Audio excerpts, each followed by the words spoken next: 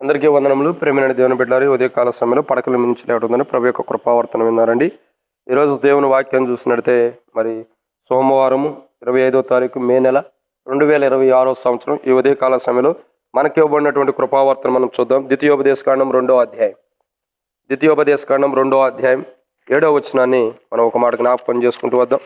ద్వితీయోపదేశకాండం 2వ అధ్యాయం 7వ వచనం. దేవుని లేఖన భాగాన్ని జాగ్రత్తగా గమనిద్దాం రండి. రాయబడిన మాట చదివినట్లయితే ద్వితీయోపదేశకాండం 2వ అధ్యాయం 7వ వచనం. నీ చేతుల పనులన్నిటిలోనూ నీ దేవుడైన యెహోవా నిన్ను ఆశీర్వదించెను.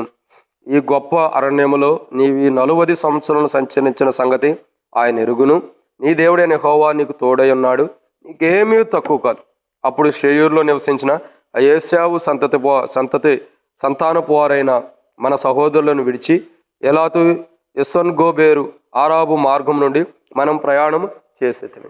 కాబట్టి ఉదయకాల సమయంలో పడకల మీద నుంచి లేసినట్టు ప్రభు యొక్క కృపావర్త చూసినట్టు నీ చేతుల అన్నిటిలోనూ నీ దేవుడైన యెహోవా నిన్ను ఆశీర్వదించును అని దేవుని వాక్యాన్ని మనం చూస్తూ వస్తున్నాం. కాబట్టి ఇక్కడ గమనించాల్సిన విషయం ఏంటంటే ప్రియులారా, నీ దేవుడైన యెహోవా నిన్ను ఆశీర్వదించను అనే దేవుని వాక్యాన్ని మనం చూస్తూ వస్తున్నాం. కాబట్టి ఇవన్నీ ఎవరో చెబుతున్నాడంటే, ఇవన్నీ చెప్పడానికి కారణం ఏంటి? మోషే ఇవన్నీ ఎవరో చెబుతున్నాడంటే, గత దినాల్లో 40 సంవత్సరాలకి ముంగట ఇశ్రాయేలు ప్రజలు ఐగుప్తు నుంచి బయటకు వచ్చిన తర్వాత దేవునికి విరోధంగా జీవించినటువంటి వారు, మోషేకి దేవునికి విరోధంగా సనిగినటువంటి వారు, దేవుని ఆజ్ఞలను త్రోసివేసినటువంటి వారు, దేవుని విడిచిపెట్టి విగ్రహాలని ఇంకా పోతబోయబడిన విగ్రహాలను చేసుకున్నటువంటి వారు, ఇంకా చూడగా దేవుని మార్గాన్ని నుండి తొలగిపోయినటువంటి వారు కొంతమంది ఉన్నారు. వాళ్ళందరూ ఈ లోకం నుండి విడిచిపెట్టబడిన తర్వాత, వాళ్ళందరూ చనిపోయిన తర్వాత వారికి పుట్టిన బిడ్డలు వారి తల్లిదండ్రులు చనిపోయిన తర్వాత వారి పుట్టిన బిడ్డలకు చెబుతున్నాడు. అంటే ఎవరైతే దేవునికి విరోధంగా జీవించారో వారి పిల్లలు చెబుతున్నారు. వారి తల్లిదండ్రులు చచ్చిపోయిన తర్వాత, వారి తండ్రులు వాళ్ళందరూ చనిపోయిన తర్వాత, అయ్యా మీ తండ్రులు ఇలా జరుగుతూ వచ్చింది, మీ తండ్రులు ఏం దేవునికి విరోధంగా జీవించి మధ్యలోని అరణ్యంలో రాలిపోయారు, కానీ మీరైతే గమనించండి. ఏమని చెబుతున్నాడు వాళ్ళకి? ఎవరో చెబుతున్నాడంటే ఐగుప్తులో నుండి వచ్చిన వారు చనిపోయారు, ఎవరైతే చనిపోయారో వారికి పుట్టినటువంటి పిల్లలకి చెబుతున్నాడు. ఎవరు చెబుతున్నారు? మోషే చెబుతున్నాడు. ఏమని చెబుతున్నాడు? ఇవన్నీ ఎవరో చెబుతున్నాడంటే ఇశ్రాయేలు 40 సంవత్సరంలో అరణ్యంలో తిరిగిన తర్వాత, చచ్చిపోయిన తర్వాత మిగిలి ఉన్నటువంటి ఆ చనిపోయిన వారి బిడ్డలకు చెబుతున్నాడు. ఏమని చెబుతున్నాడు? మీ చేతుల పనులన్నిటిలో నీ దేవుడైన యెహోవా ఆశీర్వదించును అన్నాడు. ఏమంటున్నాడండి? ఆశీర్వదించును. కాబట్టి దేవుడు ఆశీర్వదించేవాడు ఉంటాడు. దేవుని యొక్క ఆశీర్వాదం ఎలా ఉంటుంది అని అంటే కొన్ని విషయాలు మనం చూడొచ్చు. ఎలా ఆశీర్వదిస్తున్నాడు ఎవరిని? ఐగుప్తు నుంచి వచ్చిన వారు చచ్చిపోయారు కదా, చచ్చిపోయినటువంటి వారికి పిల్లలు ఉంటారు. ఆ పిల్లల్ని దేవుడు ఎలా ఆశీర్వదిస్తున్నాడంటే రండి దేవుని వాక్యాన్ని చూసినట్టు ద్వితీయోపదేశకాండం 2వ అధ్యాయం 7వ వచనం. నీ చేతి పనులన్నింటిలో నీ దేవుడైన యెహోవా నిన్ను ఆశీర్వదించును. ఈ గొప్ప అరణ్యంలో నీవు ఈ 40 సంవత్సరాలు సంచరించిన సంగతి ఆయన ఎరుగును. అంటే ఇక్కడ వ్యాఖ్యానంలో రాయబడిన మాట అర్థాలు ఏంటంటే దేవుని యొక్క సంరక్షణ. నీ చేతి పనులన్నింటిలో కూడా దేవుడు నిన్ను ఆశీర్వదిస్తాడు. ఎలా ఆశీర్వదిస్తున్నాడంటే ఆయన యొక్క సంరక్షణ చేత. ఎలాగని? ఆయన యొక్క సంరక్షణ. నీ దేవుడైన యెహోవా నిన్ను ఆశీర్వదించును అంటే అర్థం ఏంటంటే ఆ దేవుడు నిన్ను సంరక్షిస్తాడని అర్థం. నీ దేవుడైన యెహోవా నిన్ను ఆశీర్వదించును అంటే అర్థం ఏంటంటే ఆయన నిన్ను సంరక్షిస్తాడు. నీ చేతి పనులు అన్నిటిలో కూడా నువ్వేదైతే చేతి పనులు చేస్తున్నావో వాటన్నిటిలో కూడా ఆయన సంరక్షించేవాడు ఉన్నాడు. వాటన్నిటిలో ఆయన కాపాడేవాడు ఉంటున్నాడు. ఇది మొదటిది. రెండోదిగా చూసినట్టు ద్వితీయోపదేశకాండం 2వ అధ్యాయం 7వ వచనం ప్రకారం నీ చేతుల పనులు అన్నిటిలోనూ నీ దేవుడైన యెహోవా నిన్ను ఆశీర్వదించునంటే రెండో కోణం ఏంటంటే మార్గదర్శకత్వం. ఆశీర్వదించేవాడు నీ దేవుడైన యెహోవా నిన్ను ఆశీర్వదించునంటే నీ చేతి పనులన్నిటిలో కూడా నీకు సంరక్షిస్తాడు. నీ చేతి పనులన్నిటిలో కూడా మార్గదర్శకత్వం నేర్పిస్తాడు. ఒక మార్గాన్ని నేర్పిస్తాడు. మార్గదర్శిగా ఉంటూ వస్తాడు.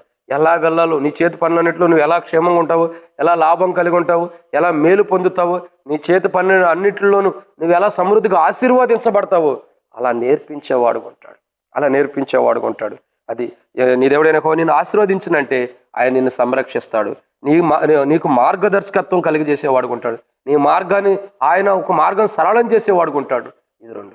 మూడోదిగా చూసినట్లయితే ద్వితీయోపదేశకాండం 2వ అధ్యాయం 7వ వచనం ప్రకారం నీ దేవుడైన యెహోవా నిన్ను ఆశీర్వదించను. చేతి పనులన్నిట్లు అంటే నేర్పు అంటే దేవుడు మనకు నేర్పించేవాడు ఉంటాడు.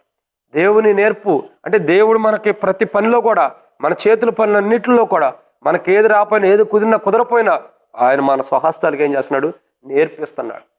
ఏది ఎలా చేయాలో, ఏ పని ఎలా చేయాలో, ఏ పని ఎలా చేస్తే మంచిగుండిద్దో మన చేతులకి ఒక మాట చెప్పాలంటే నైపుణ్యత కలుగు చేసేవాడికి ఉన్నాడు.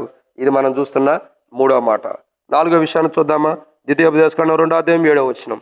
రాయబడిన మాట, నీ చేతుల పనులన్నిటిలోనూ నీ దేవుడైన యెహోవా నిన్ను ఆశీర్వదించును. అంటే ఇక్కడ 4వ మాట ఏంటంటే, 4వ మాట సహనము దేవుని ద్వారా పొందుకోబడుతున్నాం. దేవుని ద్వారా పొందుకోబడుతున్నాం. ఆయన నిన్ను ఆశీర్వదిస్తున్నాడంటే నీ సంరక్షణ చూస్తున్నాడు, నీకు మార్గదర్శకత్వం చేస్తున్నాడు, నీకు పనులు ఎలా చేయాలో నేర్పిస్తున్నాడు.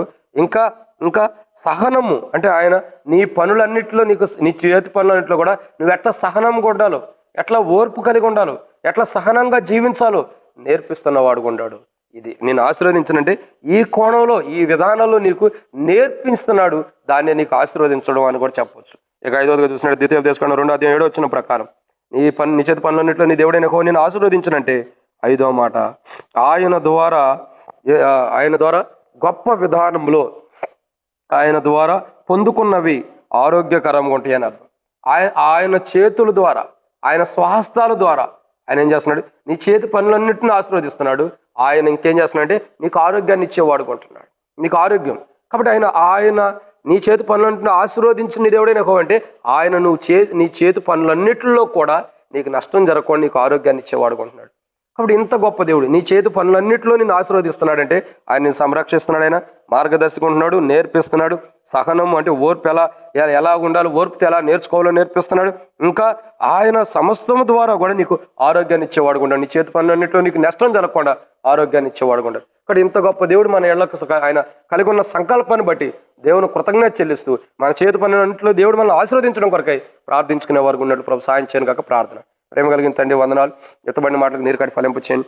మీరు మా జీవితాలు ఏదైతే ప్రభావ మా చేతి పనులన్నింటినీ కూడా ఆశీర్వదించాలని ఇష్టపడుతున్నారు, దీవించాలని ఇష్టపడుతున్నారు. మా దేవుడైన యెహోవా ఖచ్చితంగా మమ్మల్ని దీవించి ఆశీర్వదించేవాడు. కాబట్టి మీరే దీవించి ఆశీర్వదించి మా చేతులకు పనులు నేర్పించి నైపుణ్యత నేర్పించండి. బద్ధకముతోనూ అశ్రద్ధతో ఉండకోకుండా నైపుణ్యత నేర్పించి మహిమ పొందమని యేసుప్రభు ఇద్దరు కాపుదల మీ నడిపింపును కోరుకుంటూ మా ప్రభు యేసుప్రభు కలువరిశిలో కార్చిన ఆ రక్తం ద్వారా మాకు నేర్పించు ఆ పనులన్నిటిని కూడా ప్రభు మేము ఎలా చేయాలో మా చేతి పనులన్నింటిలో కూడా మీరే దీవించి ఆశీర్వదించమని యేసు ప్రభు నామములో ప్రార్థన చేస్తున్నాను తండ్రి. ఆమేన్. ప్రేమ దేవుని బిడ్డలారా, అందరికీ మన ప్రభు యేసుక్రీస్తు నామములో శుభాబంధనములు. ప్రైస్తలాడు.